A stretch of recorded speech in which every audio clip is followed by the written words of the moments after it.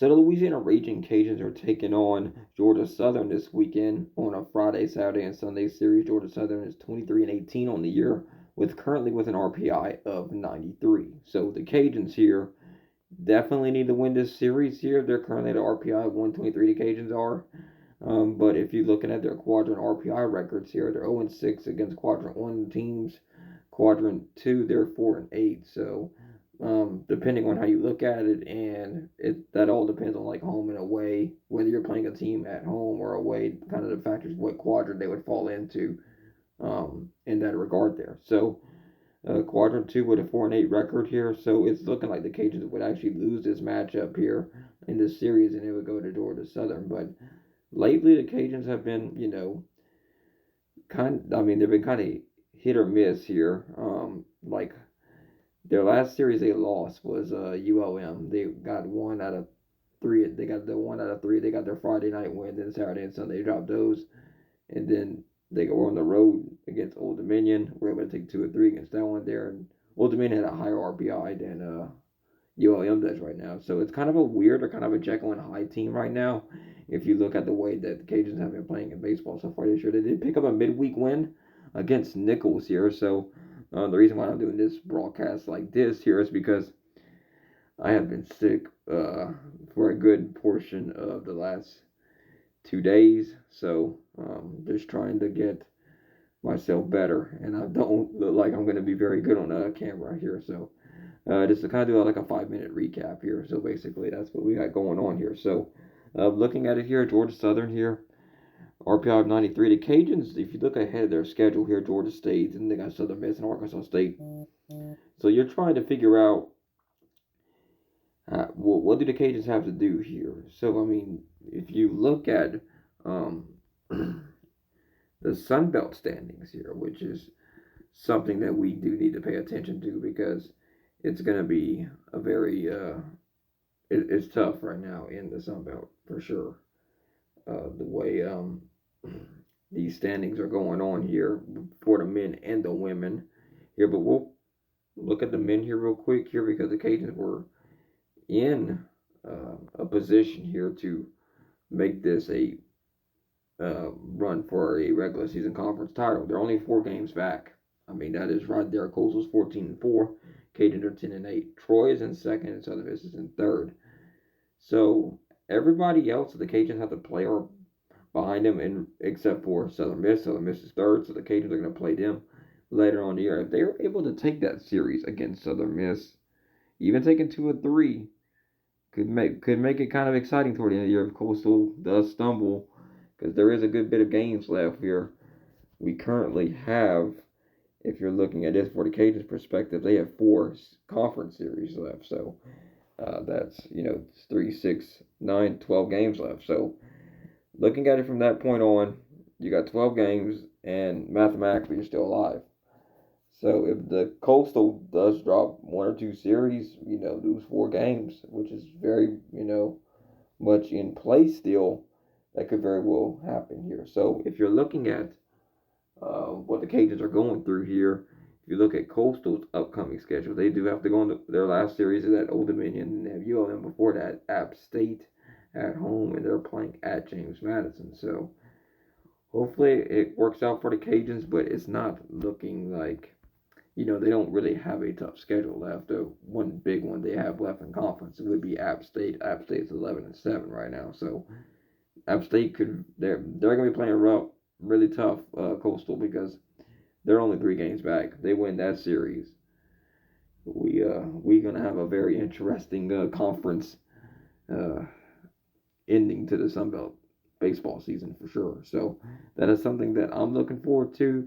But if you want my predictions for this series here, I do think the Cajuns do. They're kind of riding a little bit of a hot wave right now. They won their last 2 games. Give me the Cajuns with a 2 out of 3 over Georgia Southern, because I think the Cajuns might be peaking at the right time, hopefully. But I mean, looking back at what I saw, they were kind of Jekyll and Hyde, so it's kind of waiting to see if they get it all together. I keep saying that. I keep thinking that they're going to put it all together until they can finally do that here. They are a Jekyll and Hyde team for me for sure. But I'm going to go with 2 out of 3 for this week because I think they finally get it put together and they're going to make a run in the Sun Belt Conference. Now, Switching gears here, we're going to talk about Ragin Cajuns Softball here. So let's look at their standings here real quick here. So Ragin Cajuns Softball, if you look at the Sunbelt standings here, it's not looking too good. They're toward the bottom. Got a big series against Texas State this week. But as crazy as it is, they're 500 in Coastal. I mean, in conference, not Coastal. Loved. We're talking about Coastal so much, but Coastal is in the top three in the Sunbelt standing, so that's something to look at here for softball. So they're 4 games back, just like the men's team is, and ULM is 13-5, which the Cajuns do have a very good opportunity here coming up because they won the series against ULM earlier when they played in Lafayette in March. So that is something to look at here. So the Cajuns are going to be playing against Texas State this weekend on the road. So I think it's imperative for them to win 2 out of 3. They have to win this series to have a shot.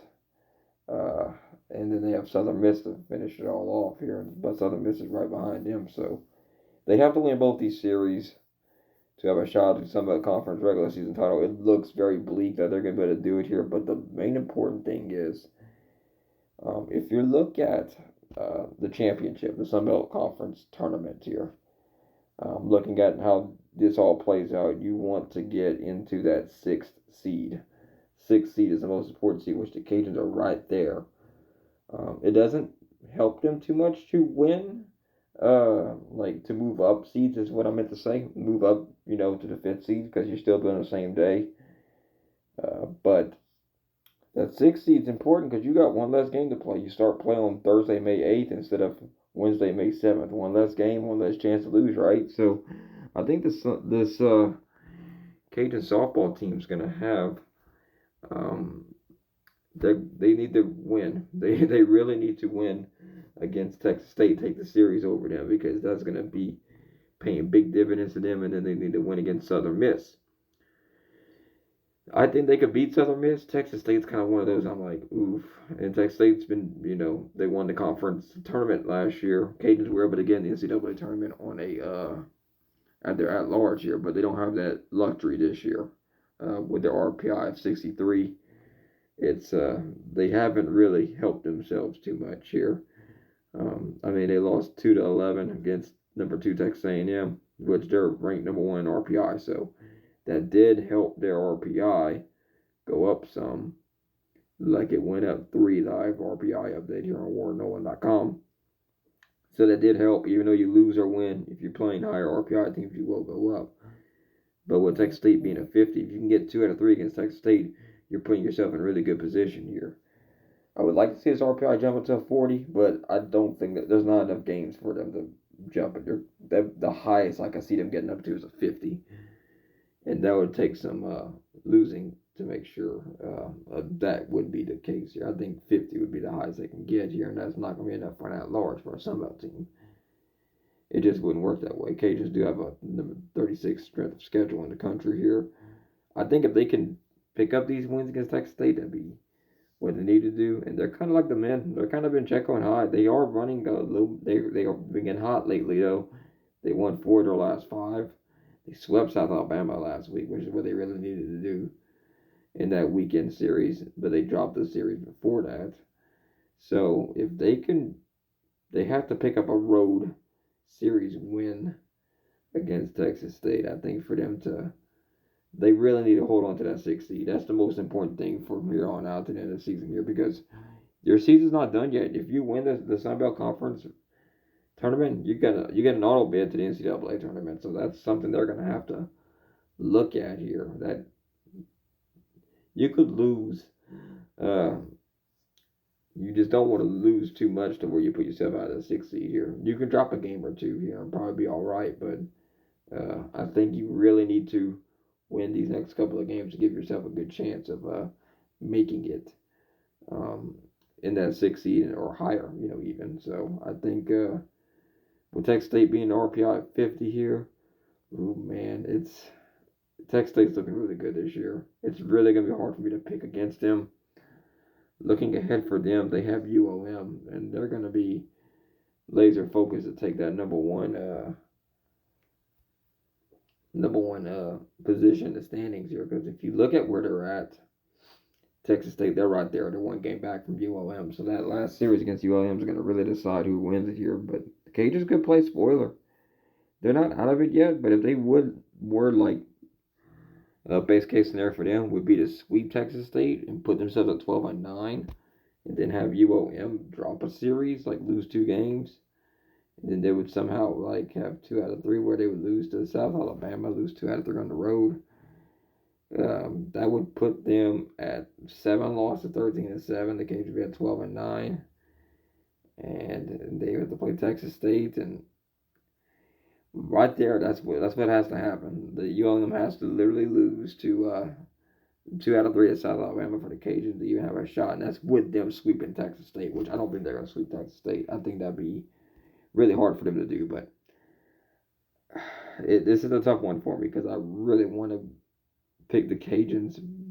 Texas State lost their last 3, which is they're kind of coming in this game kind of cold a little bit, and that might be enough to, they lost to Baylor, they lost to 2 out of 3 to Troy at home even. So you know what, I'm gonna go for it. I think the Cajuns are, they might be getting hot at the right time, which is something that could be a good thing for them. Because look, they've won a good bit of games before they won that Texas A&M game, which me and Jalen last week were picking, and we didn't expect them to win that one. So that's what I'm thinking here. So give me the Cajuns to take 2 out of 3 over Texas State here, and that's me going out on a limb here. That's me just trying to be optimistic. So thank you for tuning in here to this little miniature recap of the Fishbowl Ragin Cajuns. Keeping track of the Ragin Cajuns here. This little mini one here. Trying to get better as much as I can here. Hopefully this little illness I have will leave me pretty soon. So thank you for tuning in. Hope you have a great, wonderful night. I'll see you all here next time here on the Fishbowl Sports Radio. Have a good night, Fishbowl Nation.